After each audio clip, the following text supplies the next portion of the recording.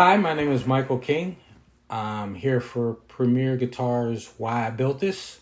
I'm a guitar builder out of St. Louis, Missouri. The biggest inspiration behind my guitars is probably the guitars made in the 50s and 60s by the Chicago catalog brands, so like K and Harmony and the Silvertone and things like that. Mostly for their short scale. My instruments wouldn't be necessarily clones of their stuff, but the parts of them that inspire my building are the scale and the alternative woods and the pickup types that they used. There is several things about those instruments that attracted me.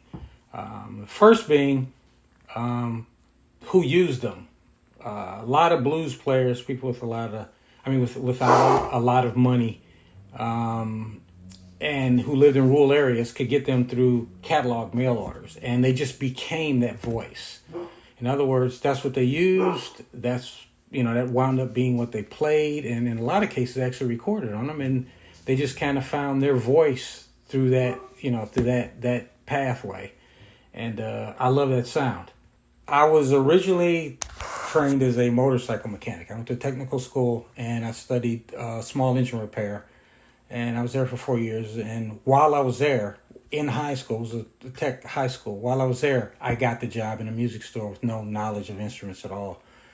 And basically did the whole mechanic thing for a while, and then came back to graphic design. And while I was working in a music store, I learned to play guitars, I learned to fix them. I got my certification from Gibson as a warranty repair person. I just because I was at the music store for 17 years.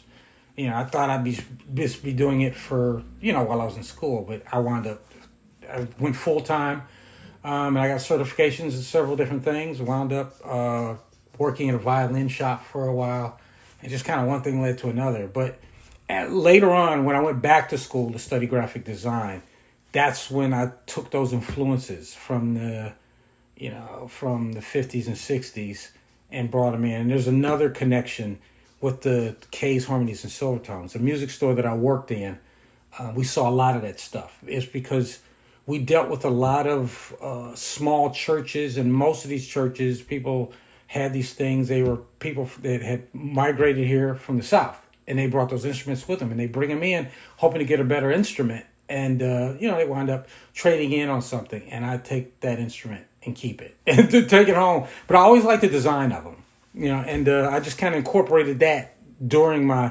period in school, doing a lot of graphic design towards the 50s and 60s.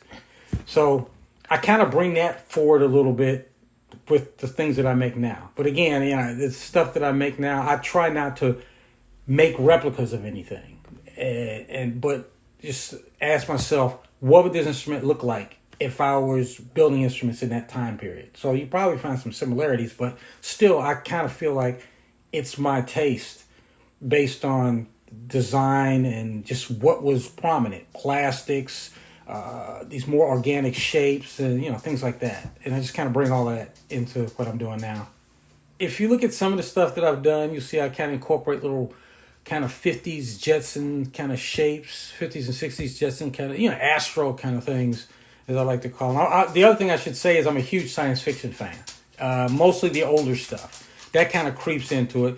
But I'd have to say, more importantly, the stuff on my guitars is very much me. It's when it comes to the hardware, the pickups, and not just how they function, but how they look as well. And I just kind of wanted to identify that, because everything that I see, for the most part is, I hate to say it, but it's something off the shelf. You see a lot of the same thing. And I always said if I made a guitar, it would have to have me in it, as opposed to just keep repeating the same thing.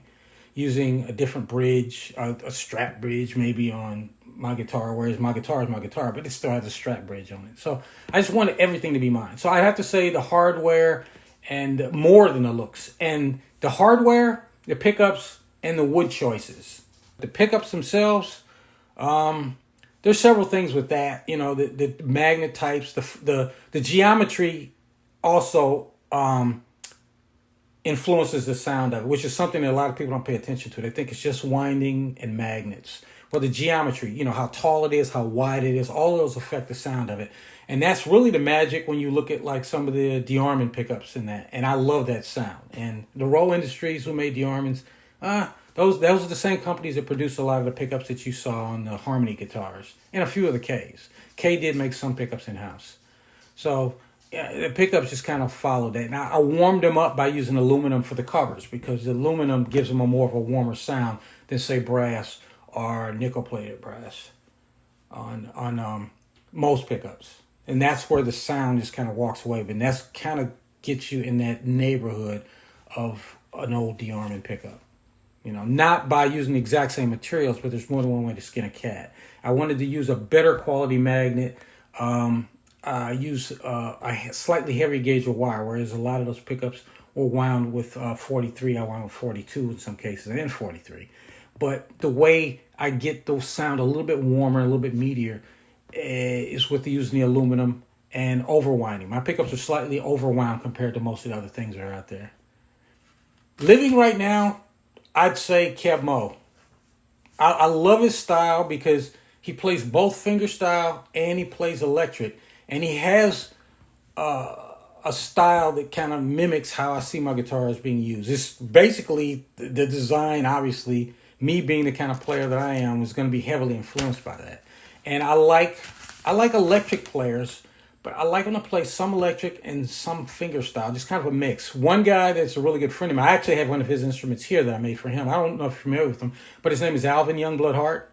Yeah, he's a really, really good friend of mine. And we've, you know, back in the early days when I first started doing this, you know, he invited me down to his house and I got to hang out. And all we talked about were like DeArmond pickups and all this other stuff.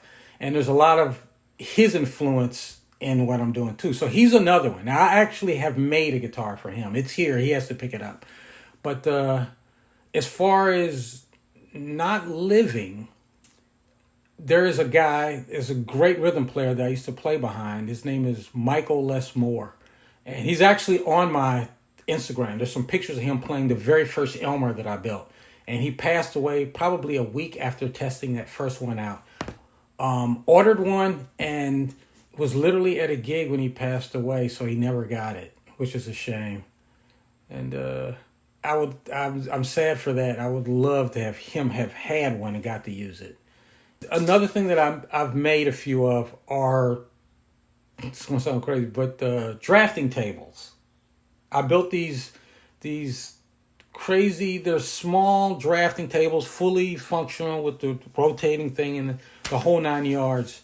And I found that I really like them. I have one that I use in my studio, and then it's just something I just kind of fell in love with doing. But if I weren't doing guitars, I think I'd be doing that. You know, because that's the only other thing that I'm like, you know, I'll be working on something and I'll see it and I'll say, hey, you know, I'm going to add this to it. And it just kind of evolved. Every time I get ready to do something, because it's in my little studio space upstairs, I'll be working on something. I'll look over and I'll say, you know what, I'm going to put that on there too.